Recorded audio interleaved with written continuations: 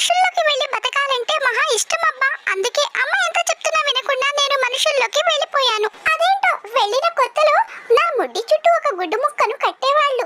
సర్లే వాళ్ళ పిల్లలు కూడా అలాగే కడుతున్నారు కదా, చిన్న పిల్లాన్ని కాబట్టి కడుతున్నారేమో అనుకున్నాను. నాకు కొత్త బట్టలు వేసి భలే గమ్మత్తుగా తయారు చేసేవారు.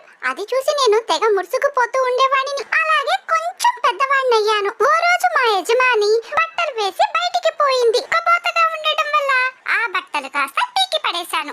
ఏదో అలా అలా మరి కాస్త పెద్దవాడిని అయ్యాను. ఆ రోజు నాకు కడుపులో గడబిడ మొదలయ్యింది. మా జాతి వాళ్ళలాగా ఏ గోడ మీద చెట్టు మీద కూర్చొని లటుక్కున ఎరిగి పుట్టుక్కున తిరగటం ఇక్కడ వీలు పడదు. ఎరగడానికి కూడా స్వతంత్రం లేదు. వాళ్ళు చెప్పిన చోటే ఏరిగి ఆ తర్వాత ఈ కాగితం ముక్కతో శుభ్రంగా తుడుచుకోవాలట. ఇదిలా ఉంటే